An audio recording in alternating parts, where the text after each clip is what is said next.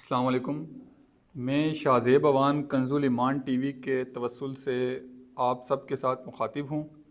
आज हमारी चौथी हफ्तावार गुफ्तगू जो उस्ताजुल मुकर्रम के साथ पिछले 3 हफ्तों से लगातार हो रही है, उसी सिलसिले को आगे जारी रखते हुए ये आज चौथी हफ्तावार गुफ्तगू है।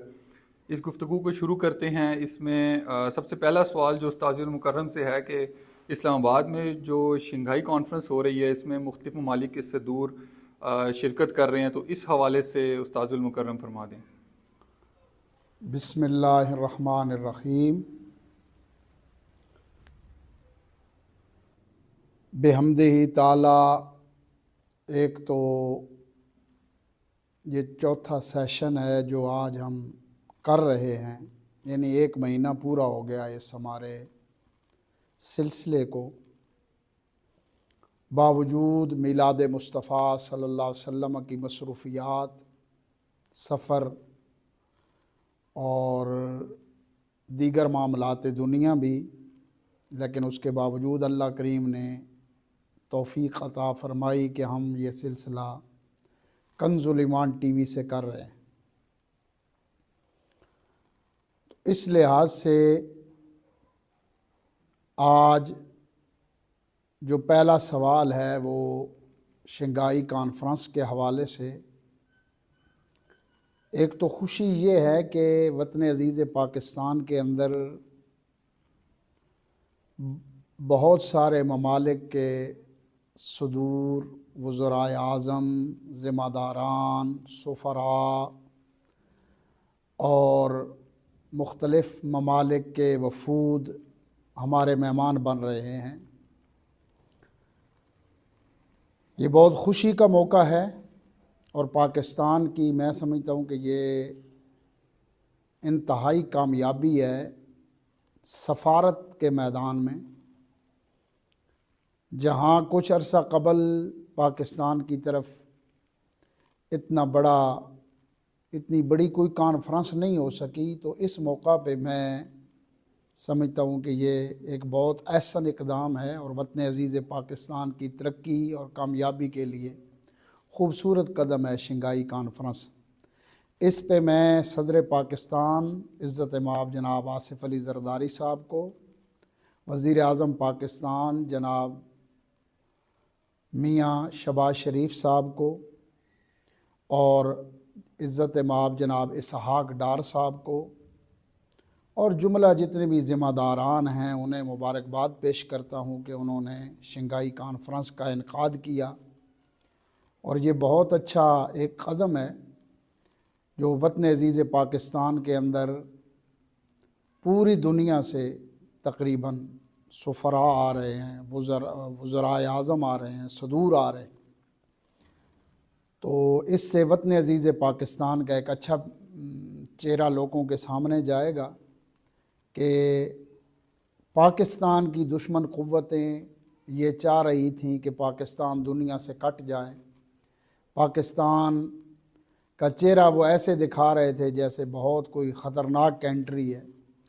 तो शंघाई कॉन्फ्रेंस से एक अच्छा पैगाम जाएगा और ये हमें बहुत खुशी है और इस पे हम तमाम ज़िम्मेदारान को हदिया तबरीक पेश करते हैं। जी ठीक है, जज़ाकल्लाह। जी बढ़ते हैं अपने दूसरे सवाल की तरफ, जो कि डॉक्टर जाकिर नाइक का दौरा पाकिस्तान के हवाले से है। इस हवाले से आप इरशाद फरमा दें। जी, अर्ज़ ये है कि डॉक्टर जाकिर नाइक साहब जो तक़ाबुल अदियान पेश करते हैं वो लाजवाब है। यानी कि दीगर मज़ाहिब के साथ उनकी जो डिबेट होती है, ये उस पर इस्लाम की वो जो ख़ूबसूरत तर्जमानी करते हैं वो तो लाजवाब है, इसमें कोई दूसरी राय नहीं है। और उस पर हम बावजूद बहुत सारी चीज़ों के इख्तलाफ के कदर की निगाह से देखते हैं जो अदियान के साथ उनका तक़ाबली जायज़ा होता है। इस्लाम की जो जहाँ वो तर्जमानी कर रहे होते हैं, जब ईसाइयों के साथ, यहूदियों के साथ, और उससे हट कर इंडिया के अंदर जब वो हिंदुओं के साथ या सिखों के या इसके अलावा इस्लाम के जो दुश्मनान हैं, इस्लाम को ना मानने वाले लोगों के जो जवाबात वो दे रहे होते हैं वो तो लाजवाब है। लेकिन मैं समझता हूँ कि जाकिर नाइक को सिर्फ इसी शोबे पे रहना चाहिए। जब वो इससे आगे निकलते हैं ना जी, यानी कुरान की तफासीर करना शुरू कर देते हैं या हदीस पाक के हवाले से गुफ्तगू करते हैं, तो उनके अंदर उनके उन जवाबात में सकाहत नहीं होती, उनके उन जवाबात के अंदर ये कह लें कि पावर नहीं होती, ताकत नहीं होती, और उन्हें एक जो शोबा उन्होंने चुन रखा है उसी पे बात करें तो मेरे ख्याल में उनके लिए बेहतर है। जहाँ तक इंडिया से उन्हें जब निकाला गया और बिलखुसूस हिंदू इंतहा पसंदों तंजीमों ने उनके ख़िलाफ़ जो आवाज़ उठाई और उस पर उन्होंने फिर पाबंदी भी लगवा ली और फिर इन्हें वापस इंडिया में दाखिल भी नहीं होने दिया, तो बासियत मुस्लिम तो हमें इस चीज़ का दुख है। और इंडिया का चेहरा पूरी दुनिया के सामने इजां हो चुका है कि इंडिया के अंदर मुसलमानों के साथ क्या हो रहा है, इंडिया के अंदर ईसाइयों के साथ क्या हो रहा है, इंडिया के अंदर सिखों के साथ क्या हो रहा है। तो इस लिहाज से मोदी का और इंडिया की हुकूमत का चेहरा तो सबके सामने इजां हो चुका है। अब थोड़ा आगे चलते हैं कि जब मौसूफ तारीख़ बयान करते हैं तो उसमें भी वो बहुत ख़ता खा जाते हैं। जैसे मसला यजीद पे उन्होंने गुफ्तगू की, बहुत वायरल हुई, सारे लोगों तक पहुंची कि उन्होंने कितनी गैर ज़िम्मेदारी का मुज़ाहरा किया, यानी यजीद को रहमतुल्लाह अलैह, यजीद को रज़ी अल्लाह ताला अन्हु, इस तरह के जुमले आज भी मौजूद हैं।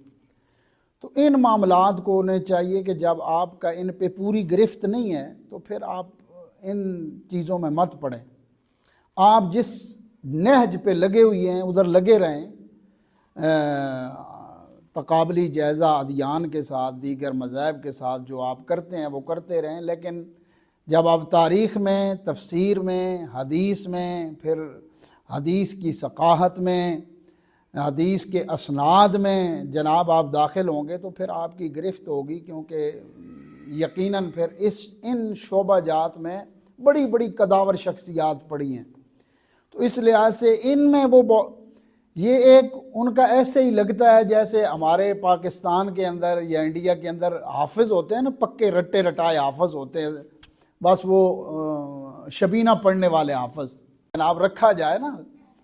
तो हुजूर आरफ़े खड़ी मियाँ साहब ने फरमाया कि जद सराफा अगे जांदा फ़र्क लखां कुआं दा, कच भी मणका लाल भी मणका इक्को रंग दोवां दा, जद सराफा अगे जांदा फ़र्क लखां कुआं दा। यानी जब इनकी बातें अहले इल्म के पास जाती हैं तो अहले इल्म इस पे फिर यकीनन मुस्कराते हैं और सोचते हैं कि जनाब ये हमारे इंटरनेशनल मुबल्लग आज़म हैं जो इस तरह की लायानियाँ मार रहे हैं। तो इस लिहाज से उनकी जो गुफ्तगू इस लिहाज से होती है वो इंतहाई कमज़ोर है। अब जब वो पाकिस्तान में आए, मैं दो तीन चीज़ें आप इजां करना चाहता हूँ। एक तो ये है कि उन्होंने PIA के हवाले से जो गुफ्तगू की, इंतहाई गैर ज़िम्मेदारी। भाई PIA वालों ने अगर कोई ख़ता कर भी दी तो क्या उसे आप इंटरनेशनल एक जो आप गुफ्तगू कर रहे हैं वहाँ डिस्कस करने की ज़रूरत थी?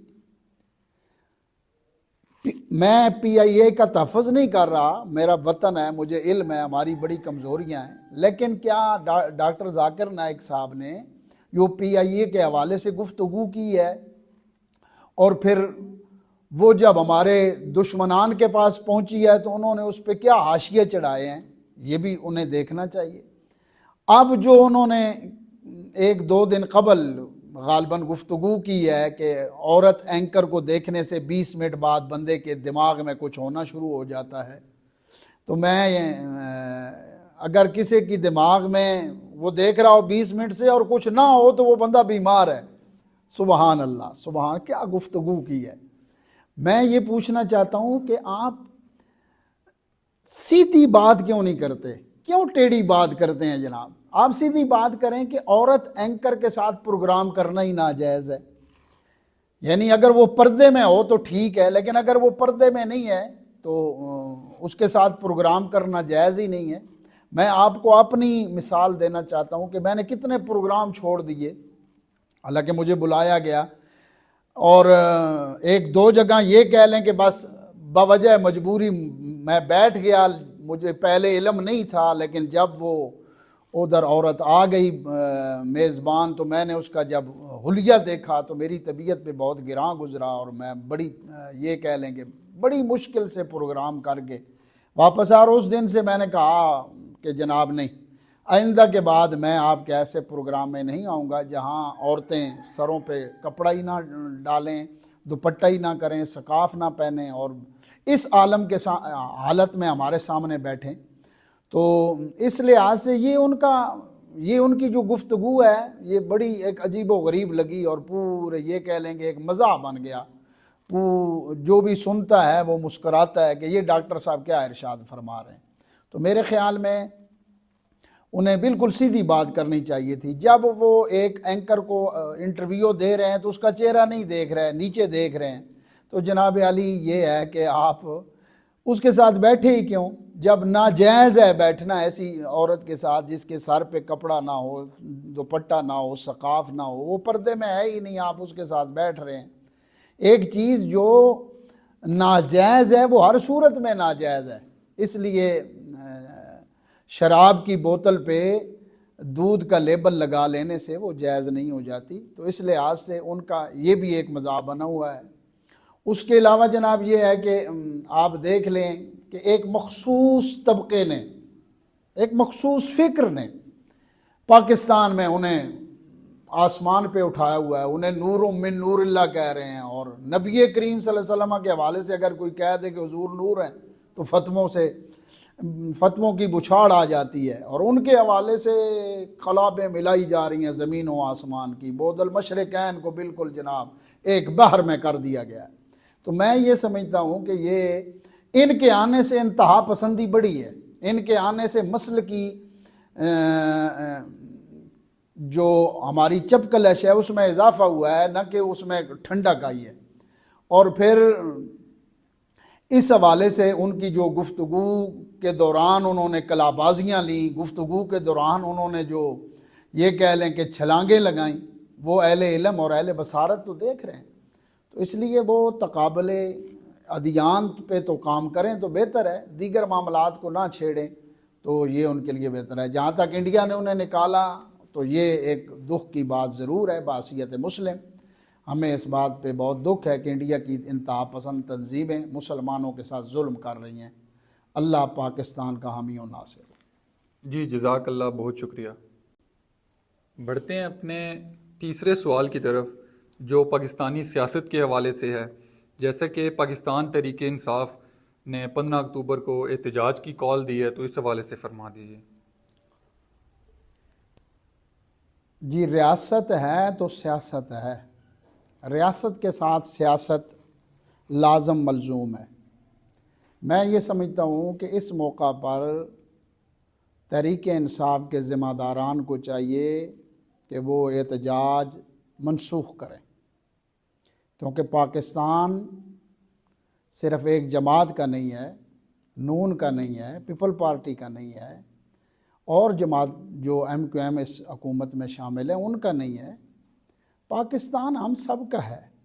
तो पाकिस्तान की बेहतरी के लिए और पाकिस्तान में एक अच्छे कदम जो उठ रहा है शंघाई कॉन्फ्रेंस की शक्ल में, तो इसमें मैं यही अर्ज़ करूँगा कि तहरीक इंसाफ के ज़िम्मेदारान के आगे मैं अपील करूँगा बासियत तालिब इल्म सियासत कि आप जनाब 15 का और 14-15 का जब मेहमान इधर हैं, कॉन्फ्रेंस हो रही है, मुल्की हालात पहले ही अच्छे नहीं हैं, तो बराए करम आप इस एहतजाज को मनसूख करें। ये एहतजाज मुनासिब नहीं है, इस मौका पे मुनासिब नहीं है। एहतजाज आपका हक़ है, आप करें, और मैं समझता हूँ जिस तरह आप को दीवार के साथ लगाया जा रहा है वो बिल्कुल आपका हक है एहतजाज करना, लेकिन ये मौका नहीं है। इस मौके पे आप एहतजाज मनसूख कर दें। जब कॉन्फ्रेंस वगैरह हो जाए तो बेशक आप डी चौक ज़रूर डेरे लगा दें, वहाँ आस्ताना मुबारक बना दें, बिल्कुल वहाँ, क्योंकि मैं समझता हूँ कुछ समझ नहीं आती भाई, डी चौक में पहुँचना है जी, जो भी उठता है कहता है डी चौक में पहुँचना है। यार डी चौक में जाने से क्या भाई, कोई वहाँ कोई मोर पकड़ के बैठा है कि मोर लग जाएगी जनाब। डी चौक में आप पहुँच गए तो आप बहुत बड़े सियासी बन गए। आप डी चौक में पहुँच गए तो आपने पूरे मुल्क पे कब्जा कर लिया। तो इस लिहाज से मैं तो हैरान हूँ कि जो फैज़ाबाद एक मजहबी तंजीम को धरना देने से मना करते थे, वो अब डी चौक का माशाअल्लाह बार बार तवाफ़ कर रहे हैं, बार बार तवाफ़ कर रहे हैं। कहीं से घूम फिर के आते हैं तो कहते हैं डी चौक जाना है। पता नहीं डी चौक में कौन सा ऐसा कोई मीठा लंगर मिल रहा है कि कोई ऐसी चीज़ मिल रही है कि वहाँ पे ही जाना है। तो इस लिहाज से आप बराए करम थोड़ा रुक जाएं, थोड़ा तहम्मुल कर जाएं, सब्र कर जाएं। जब कॉन्फ्रेंस हो जाए तो कॉन्फ्रेंस के बाद आप ज़रूर डी चौक जाएं। लेकिन अभी एक शंघाई कॉन्फ्रेंस जो इंटरनेशनल हो रही है, सारे मेहमान हैं हमारे जितने आ रहे हैं, तो वतन अजीज़ पाकिस्तान अव्वल है, इसका ख्याल रखें। अल्लाह हम सब का हामी हो, नासिर हो। जी बहुत शुक्रिया, जज़ाकल्लाह। बढ़ते हैं अपने चौथे और आखिरी सवाल की तरफ। ये सवाल हमारा हज़रत इल्लामा इकबाल रहमतुल्लाह अलैह के हवाले से है। उनके एक शेर की तशरीह और उसका मफ़हूम आपसे जानना चाहेंगे। शेर है कि मोहम्मद से वफ़ा तूने तो हम तेरे हैं, ये जहाँ चीज़ है क्या लोहो कलम तेरे हैं। इस शेर में कुछ जो मेन पॉइंट्स हैं वो यहाँ मैं हाईलाइट करना चाहूँ कि वफ़ा की मोहम्मद से वफ़ा तूने, इस एक पूरे जुमले का मतलब समझा दीजिएगा कि वफ़ा से मुतालिक उनका क्या राय थी। हम तेरे हैं, वो हम किस चीज़ को किस किस हवाले से हम वो कह रहे हैं। और आखिरी जो इसमें एक नुक्ता है वो लोहो कलम के हवाले से है कि मोहम्मद से वफ़ा तूने तो हम तेरे हैं, ये जहाँ चीज़ है क्या लोहो कलम तेरे हैं। तो ये लोहो कलम के हवाले से भी रहनुमाई कर दीजिए।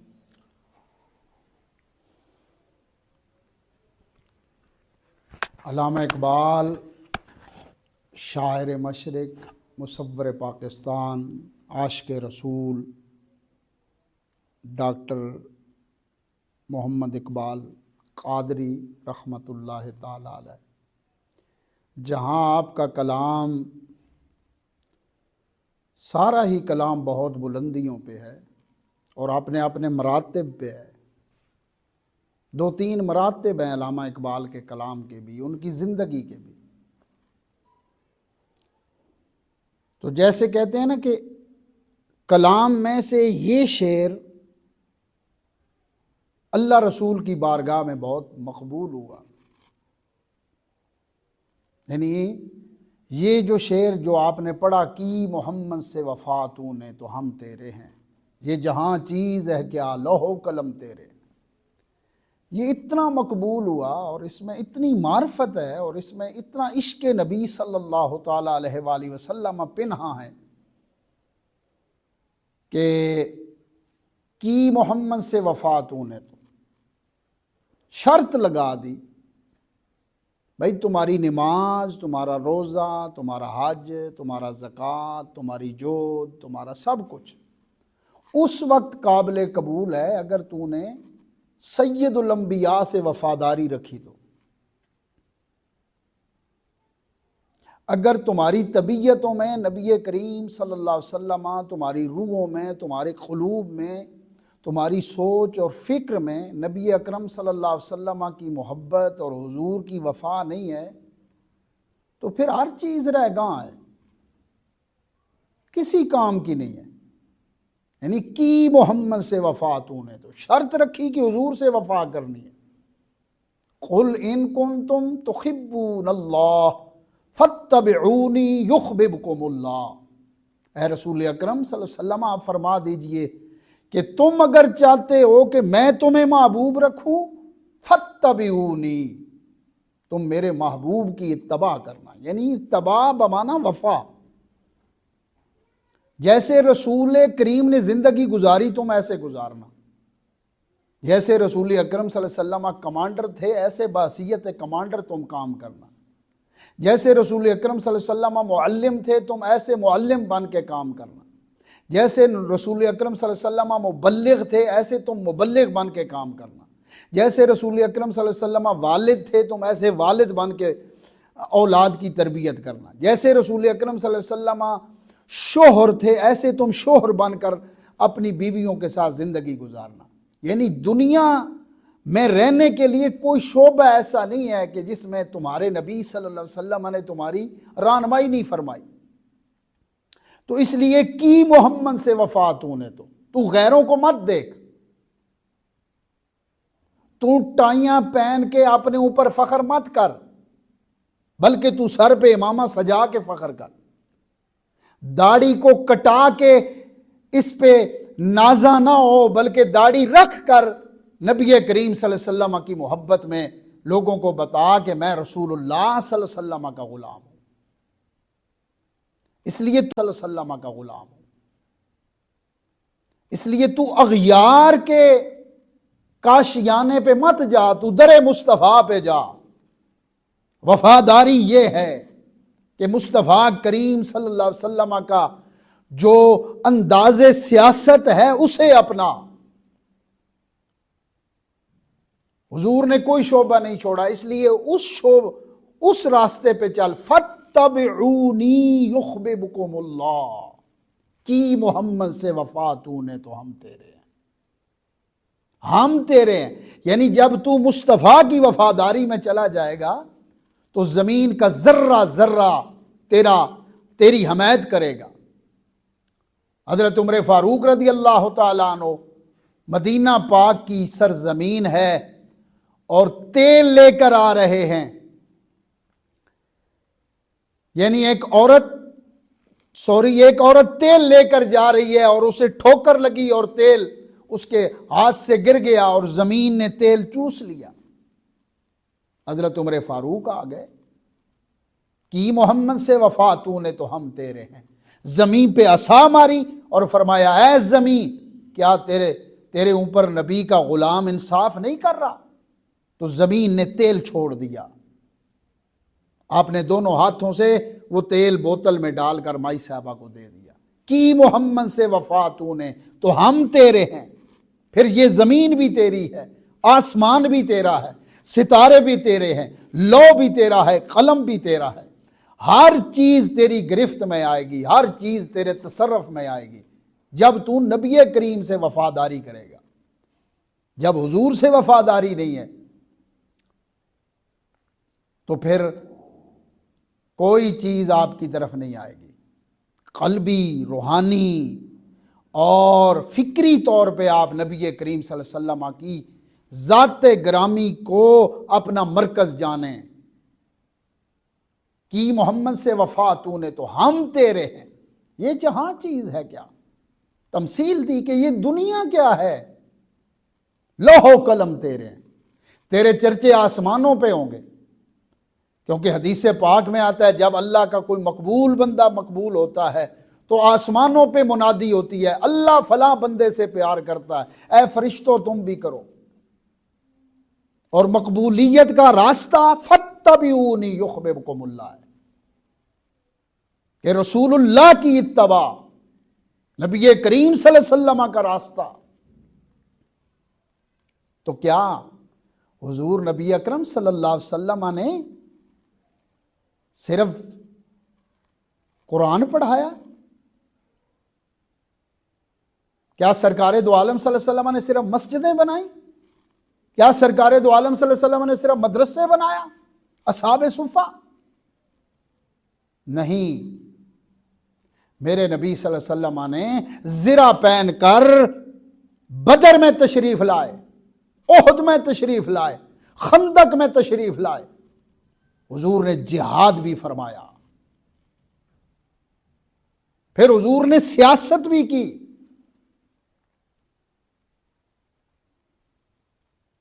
सियासत में भी इत्तबाए रसूल हो। सियासत भी मौजूदा हालात के मुताबिक ना हो, उसकी सियासत में भी पाकीज़गी हो। ये तो हमने बना रखा है ना कि सियासत वो है जो वोट डाला जाए, नहीं, वोट से हटकर भी सियासत है। तो इस लिहाज से फत्तबिऊनी युख्बिबकुमुल्लाह, अल्लाह का महबूब तब बनेगा जब रसूलुल्लाह सल्लल्लाहु अलैहि वसल्लम की इत्तबा करेगा। तो इकबाल का ये जो शेर जिसे आज हमने मौज़ूए बास बनाया, ये बहुत मकबूल है और बहुत इसके अंदर राज पिना है। घंटों इस पे गुफ्तगू की जा सकती है कि इकबाल ने क्या बुलंदी की बात की मोहम्मद से वफा तूने तो हम तेरे हैं। ये जहां चीज है क्या लौहो कलम तेरे, यानी तू अपनी सोचों को बुलंद रख, अपनी सोचों को गिरा नहीं। अल्लाह ने तुझे बहुत बुलंदी अता की है कि तू रसूल अकरम सल्लल्लाहु अलैहि वसल्लम का उम्मती है। तूने नबी मुकर्रम सल्लल्लाहु अलैहि वसल्लम का कलमा पढ़ा है। और फिर उन लोगों की क्या ही शान है जो वारिसान महराब व मिंबर हैं, जो महराब और मिंबर के वारसा हैं, उनकी सोचें तो फिर और बुलंद होनी चाहिए। अल्लाह करीम हमें अपने नबी की इत्तबा नसीब फरमाए। जज़ाकल्लाह। जी बहुत शुक्रिया, आपने रहनुमाई की इस हवाले से। अपने इस सिलसिले का आज इख्तिताम करते हैं। इंशाअल्लाह ताला अगले हफ्ते फिर इसी तरह इसी सिलसिले को जारी रखते हुए अगले सेशन के साथ हम कंजुल ईमान टीवी पे दोबारा हाजिर होंगे। ठीक है, जज़ाकल्लाह, बहुत शुक्रिया।